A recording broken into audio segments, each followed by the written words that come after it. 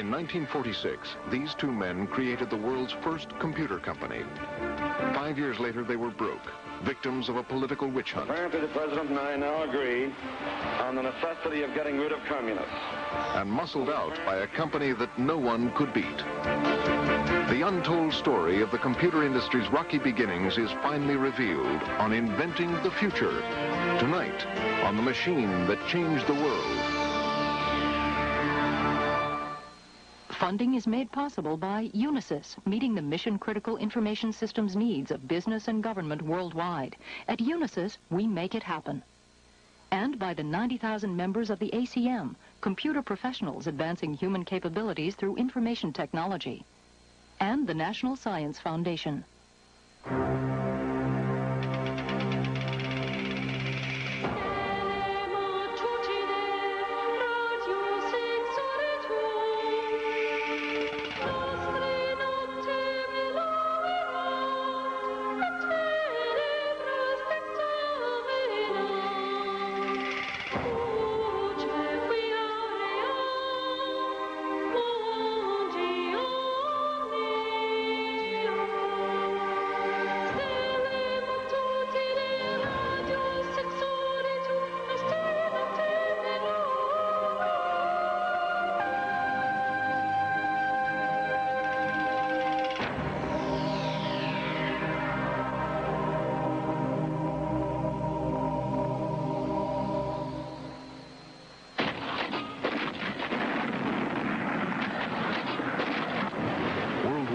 Was a technological triumph.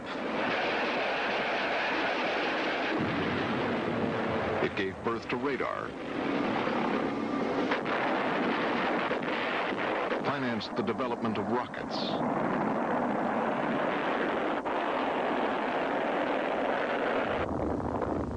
and created the atomic bomb. Among these spectacular achievements was a quieter project, one that was shrouded in secrecy at the University of Pennsylvania. Behind the walls of this building, a small team of scientists and engineers created a machine designed specifically for war, but destined in the coming years to touch the lives of everyone. That machine was the computer. In 1946, this was the only working electronic computer in the entire world. Few people had heard of it. Fewer still regarded it as anything special. Yet in less than 2 decades, computers would number in the thousands. Rooms full of clerks would be replaced by these lightning-fast machines. In a few short years, computers would change forever the way the world did business, and in so doing, become one of the largest and most powerful industries on Earth.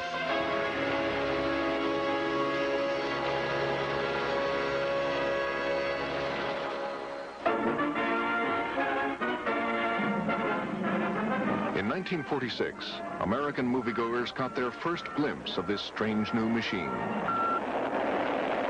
Are people becoming obsolete? A giant electronic brain has started cogitating at the University of Pennsylvania. It's made a vacuum tube, like your radio, and it can add up a column of figures a yard long in a second. It's the world's first... It was named ENIAC, for Electronic Numerical Integrator and Computer. Right now, it's solving mathematical problems for the U.S. Army, but who knows, someday a machine like this may check up on your income tax. No one really believed the computer would have much to do with income taxes or any other aspect of everyday life. ENIAC had been created for one purpose: to calculate ballistic tables for the huge guns of World War II. Even after the war, most people thought this giant brain would remain isolated in a scientific laboratory, crunching numbers for the U.S. Army. Few people could imagine a market for more than a half-dozen computers in the entire world. People thought that the market for the machines was just for a few, or a few dozen at most, and the market would saturate, and then who would want any more? It's like you were trying to make a business of making atom smashers. Maybe you could make a little money on one or two, but then what would you do for an encore? But these two men thought differently. The creators of ENIAC, J. Presper Eckert and John Mauchly, believed the computer would command a greater destiny, serving not only science, but business as well. When Eckert and Mauchly proposed to make a commercial venture out of building and selling electronic computers, a lot of people were very skeptical, and they raised a number of very interesting objections. The first one was that the machine was made out of large numbers of vacuum tubes, and these tubes were prone to burning out. In fact, if you could keep one of these machines like the ENIAC running for a few hours before a vacuum tube burned out, you considered that great. ENIAC, with its 18,000 vacuum tubes, was the size of a small house, and in today's money it cost $3 million to build. This alone was enough for people to believe that computers were impractical as a commercial product. But there was another, more pressing reason. ENIAC was a very difficult machine to use. You almost required an understanding of very advanced mathematics or logic to even get the computer to add two numbers together. And people felt that such a talent was so rare in the world that it didn't matter if you could mass produce the computers, you would never find enough people who had that skill to make them useful. But the inventors of ENIAC, reluctant to abandon their dream of starting a computer company, set out to find financial backers. Generally speaking, when we talk to businessmen and banks, financial institutions at that time, they took a very dim view of all of this, and they really didn't have enough insight to see into the future far enough to believe anything like this could work. My father signed a note at the bank for $25,000, which helped us get started until we could get going.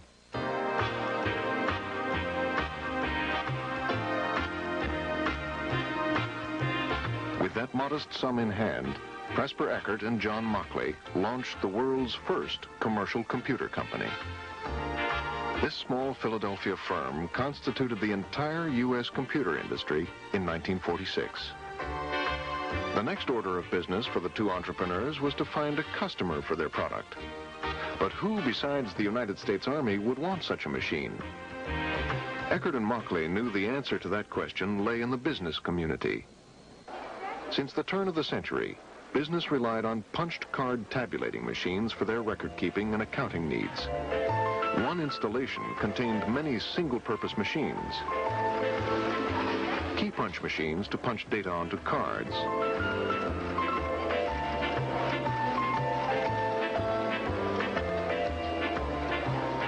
Sorters to sort those cards into alphabetic or numerical order. Tabulators to perform simple addition. And printers to print the results.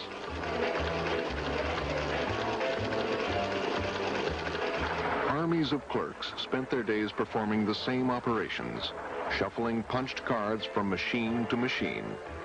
It was very tedious work.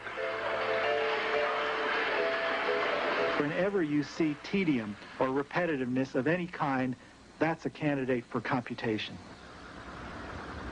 With that in mind, Eckert and Mauchly knew just where to go to sell their first computer, the United States Census Bureau. By the 1940s, the Census Bureau employed thousands of clerks and tabulating machines to process population data. They were drowning in punched cards, with enough paper files to fill a football field. And time was running out. They had a census coming up in a few years, and the time it took to process the census was getting longer and longer. And they are mandated by Congress to get the census done in a certain length of time because elections are based upon it. And they were fearful that in the following election they wouldn't get done in time without something better than they had. Over lunch at the Census Bureau, Eckert and Mauchly described their new machine to Morris Hanson and his colleagues. We thought it was magic.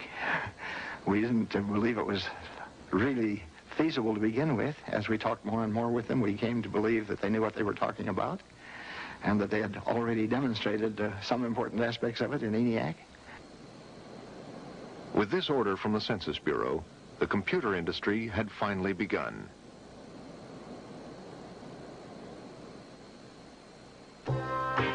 This footage, taken with John Mauchly's home camera, provides us with a glimpse of the company's beginnings.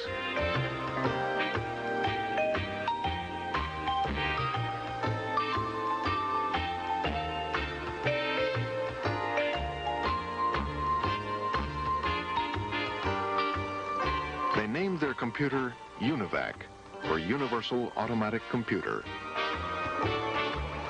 Within a few months, Eckert and Mockley realized they had vastly underestimated the time and money their pioneering work would require.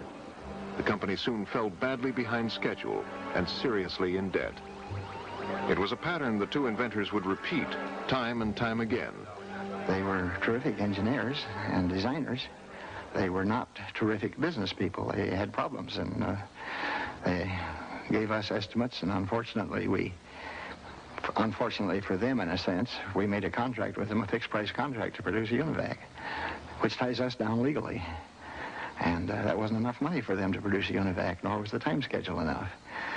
These are not criticisms. When you're doing developmental work like this is what you expect to run into. But they hadn't anticipated enough of this kind of a problem. Alone in their field, Eckert and Mockley were inventing the future, and there were many unknowns. They spent considerable resources developing special components like magnetic tape and mercury tanks, both to store data, the electronic equivalent of boxes of paper files. Charting this new territory took its toll on the company. After a year in business, the Eckert-Mockley Computer Company was struggling to stay alive. Once again, they tried to obtain loans or attract investors, but no one, it seemed, would take a chance on these two pioneers or their unproven technology. And time was not on their side. Meanwhile, 3,500 miles away in London, Britain's computer industry was also just beginning. This would turn out to be one of the most unusual episodes in computer history. This is the J. Lyons Company, a wholesale food business that distributed tea, pastries, and other food items throughout the United Kingdom. J. Lyons produced more than 40,000 products and employed more than 30,000 people. It may seem strange that a company which produced tea and pastries would start Britain's commercial computer industry, yet that's just what happened. You had in the senior management of the office in Lyons some extremely far-sighted people with a considerable mathematical background. So it wasn't any surprise, really, that when they heard about these giant brains in the British newspapers, they just thought to themselves, this is something we must investigate. After the war, the Lyons Company was desperate for a way to streamline its growing operation, particularly such costly and tedious clerical tasks as inventory control, payroll, and invoicing. What Lyons needed was a computer, but in 1947 there was no computer to buy in London, so this innovative company decided to build their own. To learn how, they made a deal with Cambridge University, whose own work on a computer called EDSAC was well underway. In 1951, 3 years after they made the deal with Cambridge, the Lyons Company completed its computer. They called it the Lyons Electronic Office, appropriately nicknamed Leo. Leo was soon put to work processing the Lyons Company payroll, completing in less than 7 hours what had previously taken 200 clerks almost a week to do. It wasn't long before other British firms heard about Leo and asked Lyons to build them one. Inspired by this demand, in 1954, the Lyons Company, purveyors of tea and pastries, added a new product line, computers.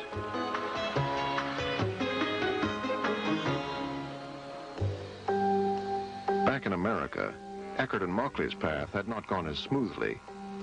By 1948, they had been in business 2 years and were still far behind schedule. While Presper Eckert worked feverishly on the Census Bureau's Univac, John Mockley searched for more customers to relieve their financial crisis. Most companies he approached showed little more than a passing interest in computers. But there were exceptions. The Prudential Insurance Company had an urgent need for high-speed computing.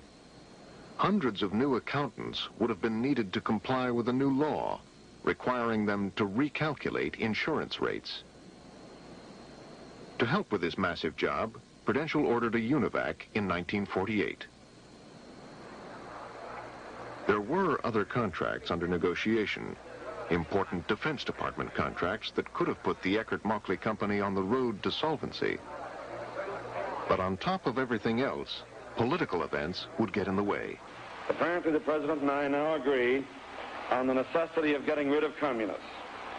We apparently do. McCarthyism cast its shadow over the Eckert-Mauchly Company. The men who had built ENIAC with top-secret security clearance during World War II were now under suspicion of having communist ties. Those were the days of McCarthyism in Washington, and their idea was to pull your security clearance and not even tell you why. So contracts you had lined up, customers you had lined up who were going to invest money in your projects just quietly pulled out and wouldn't tell you why. But this is why. In the early 1940s, John Mauchly came to the attention of the FBI. He had attended a meeting of a scientific organization that, unknown to him, had a communist affiliation. This single event prevented him from obtaining security clearances needed to work on defense projects. It would take nearly a decade for John Mauchly to clear his name, and he carried the resentment with him until his death in 1980. With the loss of those defense contracts, the Eckert-Mauchly Company sank deeper into debt, putting the very future of the fledgling American computer industry in jeopardy. Then in 1948, help came from a most unlikely source. Riders up.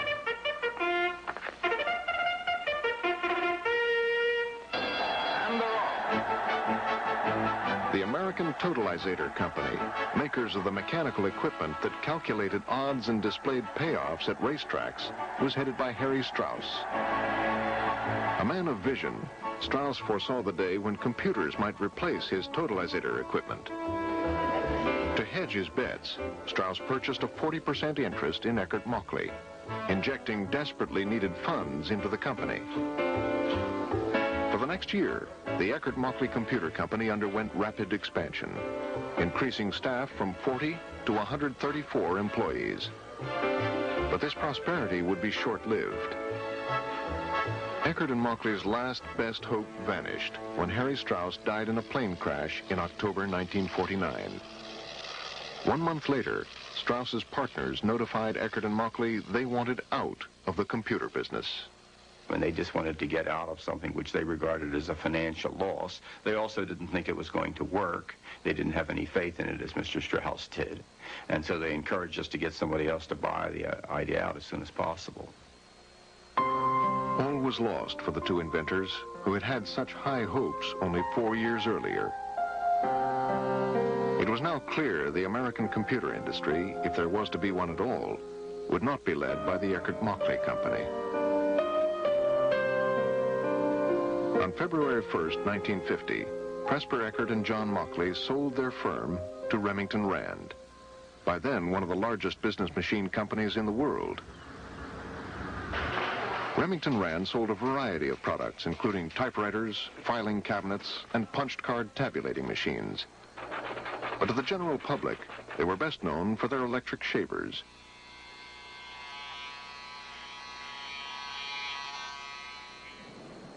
James Rand, president of Remington Rand, liked to speculate in new ventures. He also wanted to gain a foothold in this new field of electronics. The challenge now fell to Remington Rand to prove that computers could be sold commercially. Under Remington Rand's label, the first Univac was finally installed at the U.S. Census Bureau, almost a year late and considerably over budget. The delivery of the first commercially built computer only rated a back-page story, little noticed by the general public. But within a year, the name Univac would be on the lips of millions of Americans, thanks to a brilliant public relations move by Remington Rand. Good evening, afternoon, everyone. This is Walter Cronkite speaking to you from CBS Television Election Headquarters here in New York City. The big election night, 1952. On this night, Univac was catapulted from obscurity into national recognition with its television debut. Let's turn to that miracle of the modern age, the electronic brain Univac, and Charles Collingwood.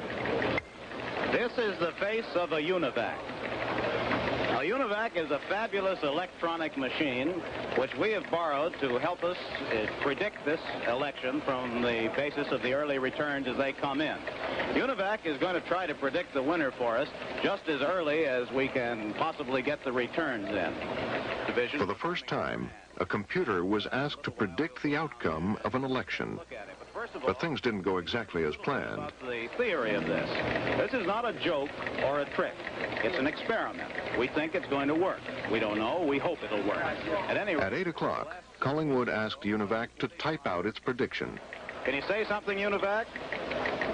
Can you tell us what your prediction is now on the basis of the returns that we've had so far? Have you got a prediction for us, Univac?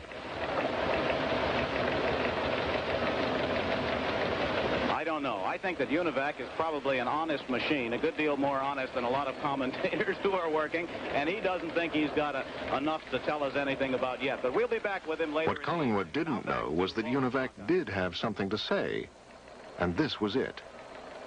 Just before CBS went on the air, Univac predicted Eisenhower would beat Stevenson by a landslide. The problem was, no one believed it. The machine turned out this answer that they didn't believe. The polls were telling them that it was going to be about a 50-50 election, and we were telling them it's a landslide with only 5% of the vote. And they couldn't believe that you could predict the thing as accurately as we did, which was within a few percent, with only 5% of the vote. So everybody was thrown into total confusion. The Republic. Excuse me. The McCarthy... But the confusion would not last long. At the moment. Votes were now pouring in for Eisenhower. Even before all the polls closed, it was clear that Univac had been right all along.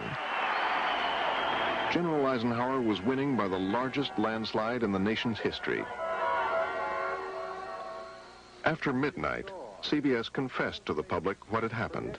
As more votes came in, the odds came back, and it was obviously evident that we should have had nerve enough to believe the machine in the first place. It was right. We were wrong. Next year, we'll believe it. The next day, the headlines said it all.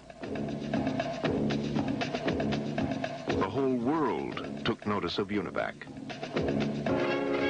One of these machines where you push a button and it just does what you want it to do. I'm not a robot, I'm people. I quit. It wasn't long before Univac began appearing in the movies.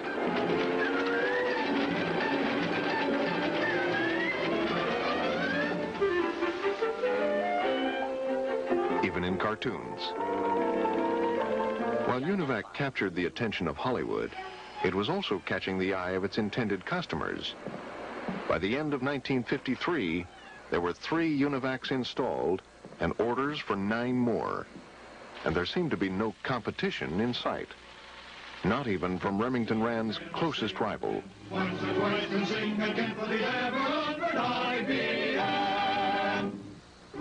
Today, the name IBM is synonymous with computers. But in the 1940s, the company showed little interest in these new machines. IBM seemed content to stay with the punched card tabulating equipment that it had pioneered at the turn of the century.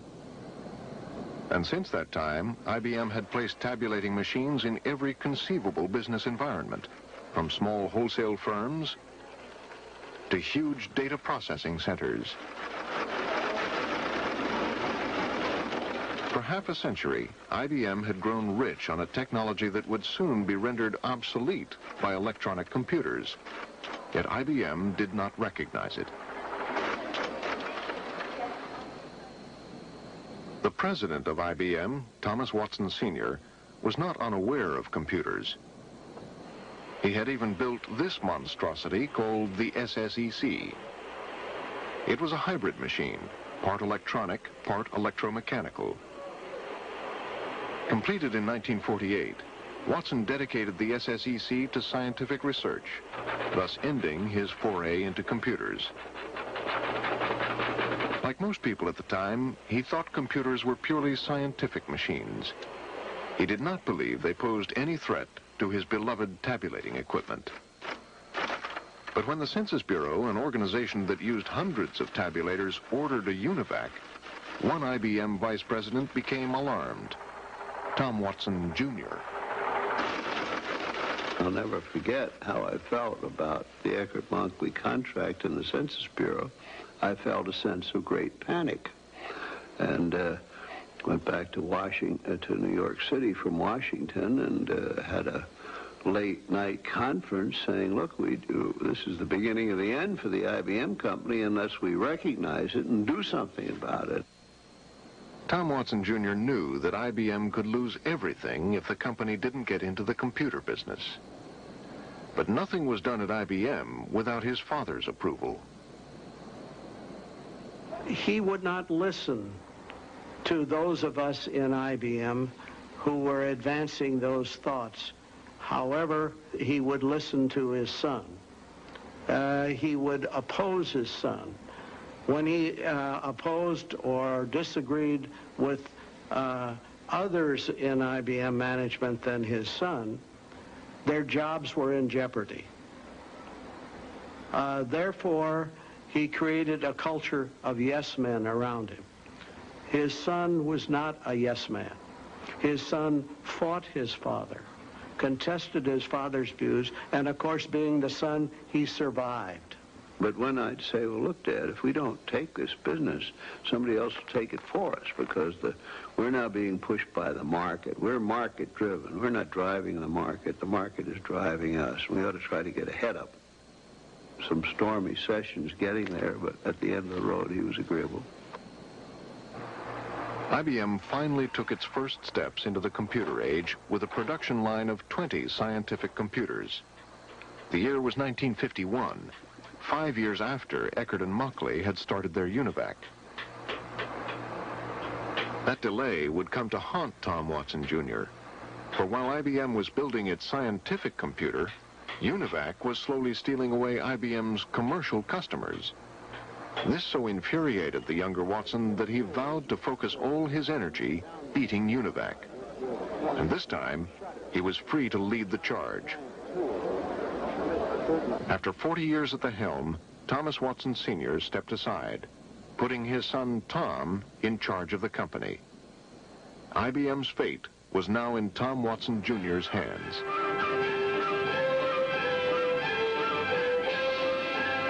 Watson introduced one of IBM's first business computers in 1953. At first glance, it was no match for Univac. The IBM 650 was slow and inefficient, but it did have one big advantage. IBM's sales force, the company's greatest asset and the envy of IBM's competitors. I think we made such rapid progress when initially some of those companies had better technology than we had, and certainly a better knowledge of how to use that technology. We were able to zip right by them with that sales and service force. IBM's sales force was the powerful legacy of Thomas Watson Sr. His approach to sales was ferocious, and his understanding of salesmen superb. He rewarded them with high commissions, pushed them with quotas, inspired them with speeches, educated them in classrooms, and punished them if they didn't toe the line. Well, he expected at least the moon and perhaps the sun from his salesman. He wanted a good sales job, and he wanted a lot of orders because we grew with orders. And he also used to say, look, the salesman who is the man who makes things happen in the United States. Nothing happens until something is sold.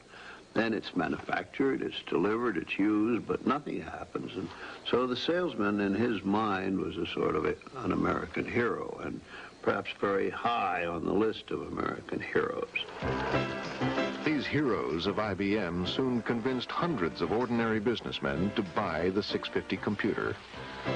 Orders started pouring in. It became known as the Model T of the computing industry, the first truly mass-produced computer. Within a year, IBM sold almost 1,000. The 650, for one thing, was relatively inexpensive. Usable models were no more than $250,000, some of them even less. And perhaps more importantly, the 650 fit directly into existing punch card installations. It used punch card readers and punches and printers that the customer already had and was familiar with. That was the genius of the IBM 650. Although tabulating equipment made the machine run much slower, it was easier for customers to use. Univac, on the other hand, required its customers to give up the old equipment and transfer punched card data onto magnetic tape. That was a more efficient way to process information, but customers were more comfortable with the old way. In 1956, IBM soared past Remington Rand as the largest computer company in the world. Tom Watson Jr. had won in his battle for survival. The punch card business was most of IBM's business, so if they didn't carry on beyond this, they were done. Whereas Remington Rand, the punch card business, and our business was only at like 10% of it or something. They had the typewriters and all this other stuff, and razors and everything else that were doing well at that time, so that there wasn't the same incentive to push forward with us as there was in IBM either. And I've always felt that if Remington Rand had just concentrated on that company that they bought, they could have swept the field, because they had 3 commercial machines installed while we had none. As the 1950s came to a close, IBM had captured more than 3/4 of the U.S. computer market. The rest was shared by Remington Rand and a half dozen other companies.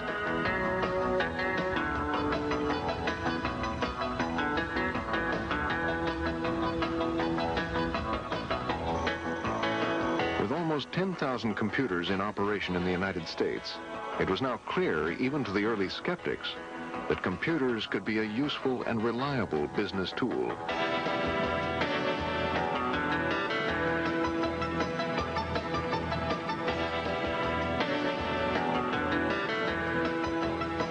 But the advertisements failed to mention one important thing. In the late 1950s, the computer manufacturers' advertisements and proposals were rosy, and we who were making those promises turned out to be liars. We didn't know we were, but we were. The problem was software development. Writing software, the programs that tell the computer what to do, turned out to cost 2, 3, even 4 times the price of the machine itself. In fact, this problem of software development grew so severe that it really threatened the further growth of the computer industry. Computers costing thousands of dollars a month would sit idle while programmers struggled with the arcane language that computers understand. We BPX to 10D, AOR 10. Well, this AOR gets us into a BSN 11. Don't we want a BSN 12 instead? Unfortunately, computers cannot execute programs written in English. They require a special language of their own. The computer only understands the language of binary, and it's really a code, not a language. Binary simply means zeros and ones, analogous to an electric light switch, which is either on or off. The zeros and ones of binary code make it perfectly suited to computers that operate with thousands of electrical switches.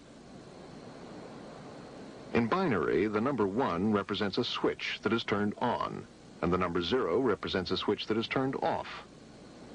But what works well for computers does not work well for human beings. If one simply looks at an example of what the binary code would have to be for 5 times 7 plus 3, one can see that it's incredibly difficult to write that kind of thing accurately. In the first place, it's tedious to write it, and in the second place, it's almost impossible to do it correctly. Impossible because most programs were thousands of lines long, millions of zeros and ones.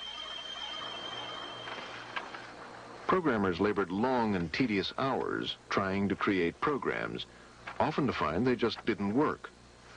Then they spent even more tedious hours trying to find their errors. As had been predicted, this was not a job that attracted many people. The shortage of programmers could, in the worst case, have caused the growth of the computer industry to come to a dead halt, because there were so few programmers. Without programmers, you don't have programs, that is to say software, and without software, the computer is useless. You might just as well have an automobile without a driver. It doesn't go anywhere. It just sits there. It soon became clear the software crisis could only be solved by making programming easier to do, to create higher-level languages, closer to human language. The first high-level language that became significantly used was Fortran. It was a language that could be used by scientists and mathematicians and was much easier to program in because it allowed them to write equations in the way they were used to. Fortran was great for scientists and mathematicians, but it was almost no use to business users who needed their own language, one that could handle letters as well as numbers and could process files of data. For that, you needed a different kind of language, and that led to the development of COBOL, which stands for Common Business-Oriented Language. COBOL was very English-oriented, that is to say, you wrote the programs in a language which was certainly not identical to English, but at least looked like English when you read it and wrote it. COBOL was terrific for programmers, easy to use and to find errors. And with the help of another piece of software called a compiler, the COBOL program is automatically translated back to the binary code that the computer understands. Higher-level languages like COBOL ushered in an endless variety of new uses for computers, even some unconventional ones. Operating around the clock, this communication center receives and processes all incoming requests for police service.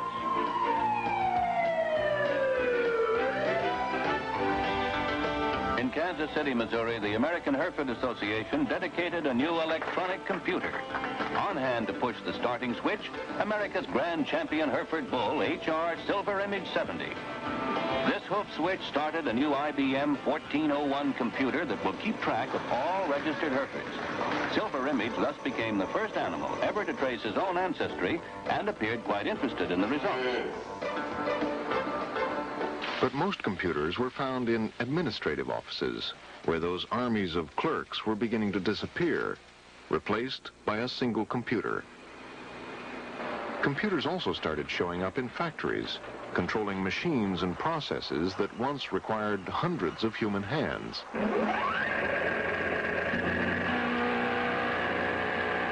A new word was coined to describe what was happening: automation. Automation is a young, new word, heavy with promise and with problems. As a matter of fact, several people have suggested to us that it's a little too heavy for a Sunday afternoon in June. Could be. We shall see. Automation became the burning issue of the time. Millions of workers wondered when they would be replaced by one of these giant brains. Television documentaries explored both sides of the issue. Oh, can my 4 children go hungry because of automation? Or what will I have to do? What do I propose to do if they do go hungry? What chance or choice is left to me but to turn to crime because of automation?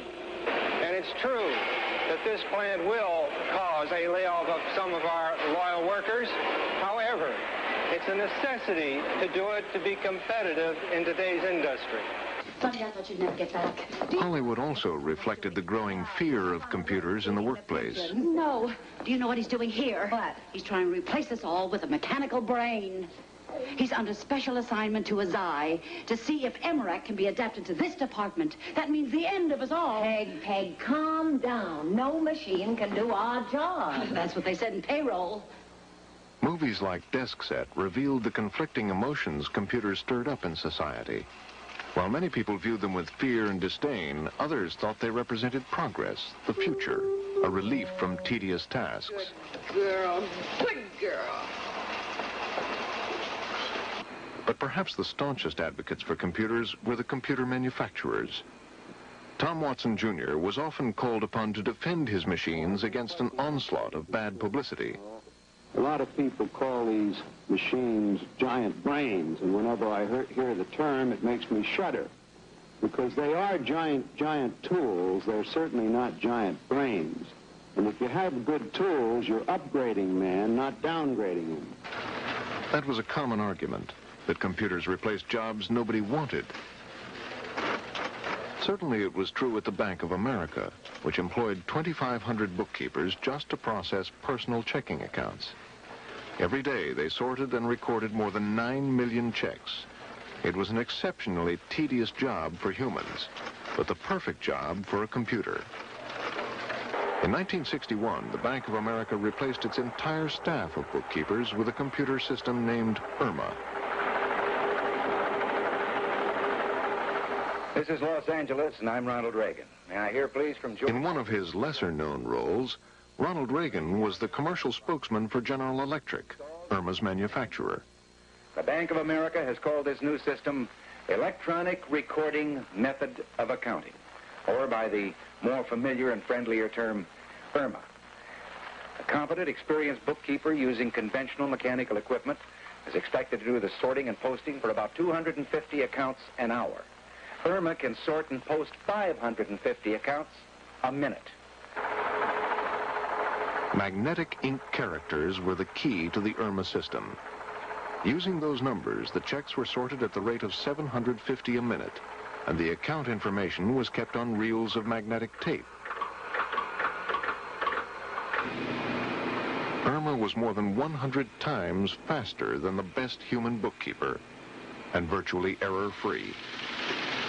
Now, we think that IRMA displaced thousands of bookkeepers. Well, we created other jobs within the bank because of IRMA. I mean, somebody had to handle all the reports coming back from the IRMA centers. Somebody had to prepare the work going to the IRMA centers. There were other jobs that were created that weren't quite as boring and tedious as being a bookkeeper. Computers like IRMA did change the nature of people's work, and some jobs were eliminated. But these were prosperous times in America. The fear of computers replacing human workers would slowly subside as employment continued to rise.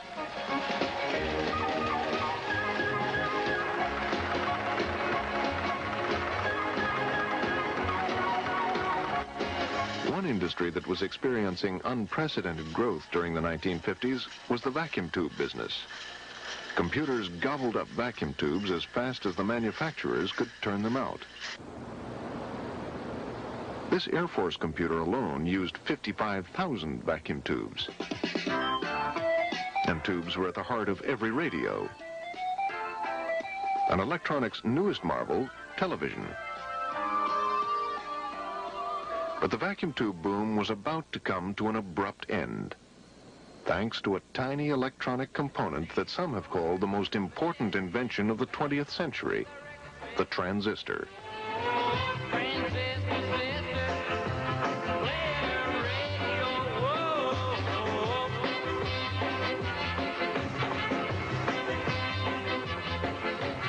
To most people, the transistor meant small portable radios. But this tiny component was beginning to change the entire field of electronics, thanks to its inventors, Walter Brattain, John Bardeen, and William Shockley. In 1956, just 8 years after their groundbreaking work, Brattain, Bardeen, and Shockley received the Nobel Prize. The transistor was much, much smaller than a vacuum tube, for example, perhaps a 50th the size. It weighed about 100 times less than a vacuum tube. It gave off no heat. It required a fraction of the electrical power that a vacuum tube needed. What that meant for engineers designing computers is that with transistors, they could now think in terms of designing computers that were much, much more complex and powerful than anybody would have dreamed of designing using vacuum tube technology. But as soon as they did that, you see, they ran into this problem of how do you wire them all together? You had this incredible tangle of wiring. Transistors enabled engineers to design fantastically powerful computers, but they were only dreams on a piece of paper. Such computers could never be built simply because so many components could not be wired together. This wiring nightmare became known as the tyranny of numbers, and until it was solved, all progress was blocked. The tyranny of numbers soon became the most important problem in the field of electronics. Every engineer wanted to solve it. Finally, two engineers independently came up with a solution to this problem. The first was Jack Kilby, an engineer at Texas Instruments in Texas. The second was Robert Noyce of Fairchild in California. At Fairchild Semiconductor, Robert Noyce worked out the first manufacturable IC, or integrated circuit. And this is what it looked like. Essentially, it is just one piece of silicon. The cone-shaped structures are transistors that were made by chemically altering small sections of the piece of silicon. Other areas of the silicon were altered to create other electronic components. Then, to wire everything together, a layer of metal was evaporated on top of the structure. With the invention of the integrated circuit, the tyranny of numbers, the tedious hand wiring of electronic components had been solved, because the wiring was now part of the manufacturing process. As an added bonus, the circuitry of a whole board could now be reduced to the size of a fingernail.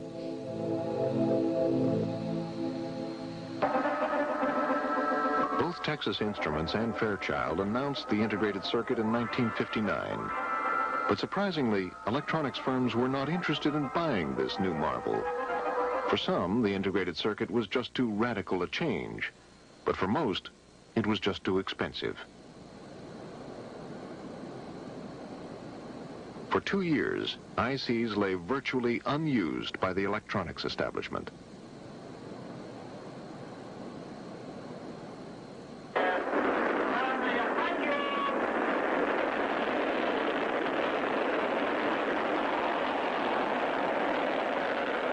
Then, almost overnight, world events changed the future of the integrated circuit. This is the BBC Home Service. Here is the news. All Moscow is waiting to give a hero's welcome to the world's first spaceman, Major Gagarin of the Soviet Air Force. Major Gagarin... In 1961, the orbital flight of cosmonaut Yuri Gagarin stunned the world. In the midst of the Cold War, this Soviet success raised the specter of Russian domination in space.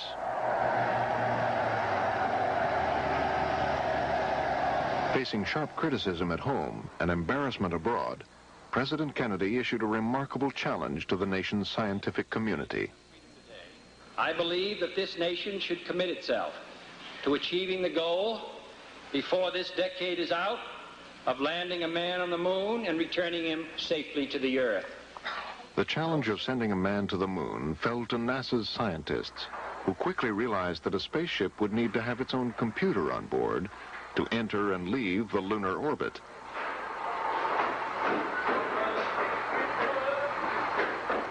But how could they put a computer into a spacecraft that could barely fit 3 astronauts? Even transistorized computers weighed more than a ton and contained miles of wire. In addition, they had to be carefully protected from heat and vibration, hardly devices to be put aboard a spaceship. NASA scientists knew a small, lightweight computer could only be built from integrated circuits, and they were willing to pay any price. So was the Pentagon. A Cold War between 2 superpowers demanded weapons of unprecedented sophistication. By the early 1960s, computers made from integrated circuits were guiding the Minuteman II missiles, the submarine-launched Polaris missiles, and Air Force jets. Working around the clock to meet the needs of both NASA and the military, electronics firms discovered the true genius of the integrated circuit. Unlike the old hand-wired transistor circuits, ICs could be mass-produced. I compared it at one time to the printing press. That in this case, you could design it once and then reproduce it many, many times very, very inexpensively, compared to, let us say, having the monks write down the book and copy it by hand, which was sort of the way we were building electronics at that time. We were taking all of the elements and then putting them together. With the integrated circuit, we get the chance of doing the whole thing identically, time after time. In 1960, the first integrated circuit cost $1,000 and had fewer than 10 transistors. During the next 10 years, ICs underwent enormous change. Every year, the number of components on an integrated circuit doubled. Within a decade, the cost of an IC had dropped to pennies, while the power had increased 1,000-fold.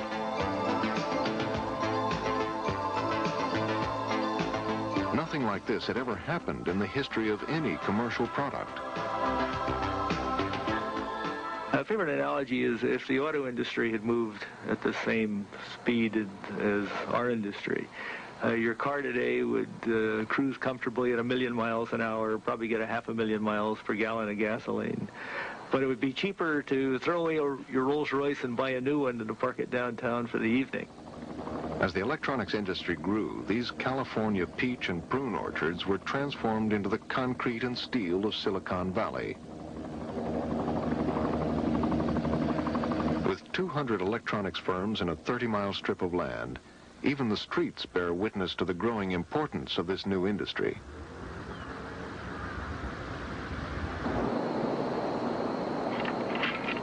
Eight years after John Kennedy's challenge, NASA's onboard computer, built from integrated circuits, was completed.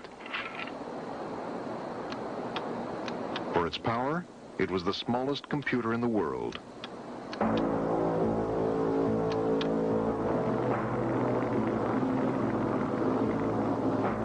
72 hours after blastoff, the tiny onboard computer would take over, guiding the Apollo 11 lunar module into the moon's orbit. Okay, we got one in each direction. The success of the mission and the lives of its astronauts depended on this small computer.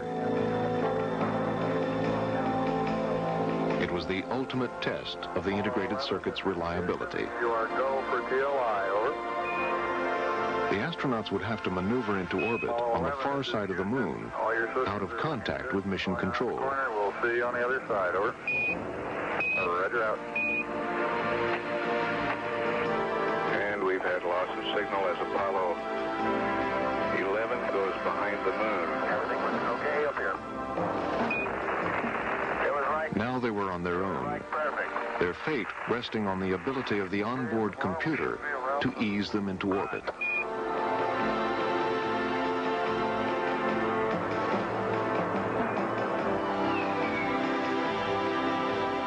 The computer performed flawlessly. With the whole world watching, Apollo 11 finally landed on the moon's surface. You got a bunch of guys about to turn blue. We're breathing again. Thanks a lot. Yeah, I'm going to step off the limb now. That's one small step for man, one giant leap for mankind.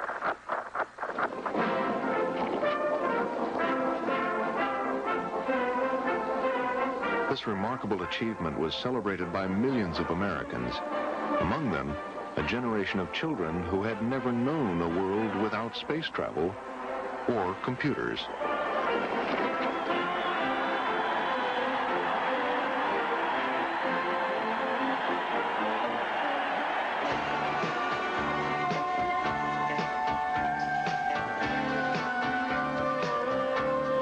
As the 1960s came to a close, a growing group of computer enthusiasts began to dream of owning their own computers.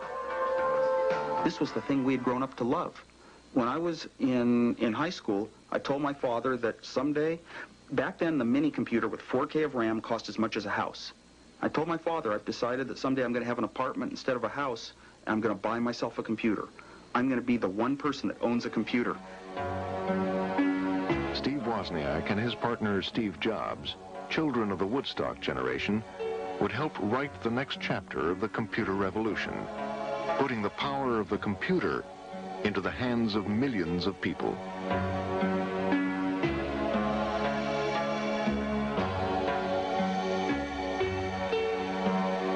The J. Lyons Company only sold 100 computers in 10 years.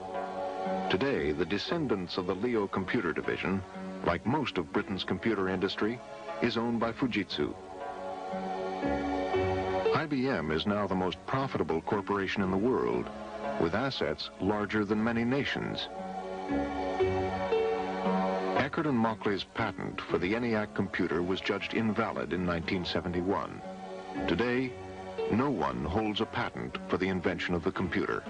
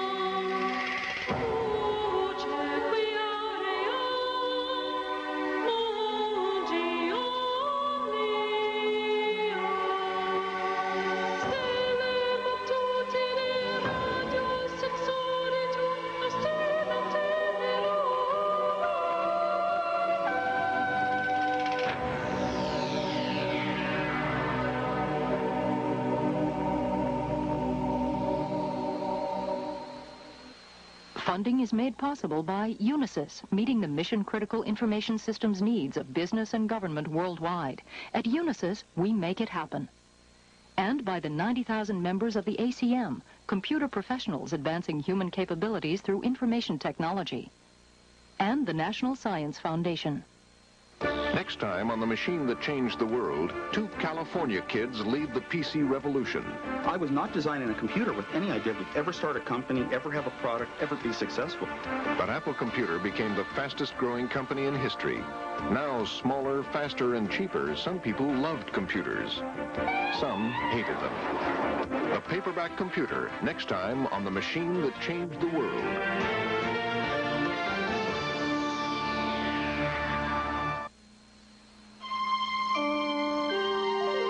This is PBS. The Dream Machine, the hardcover series companion written by John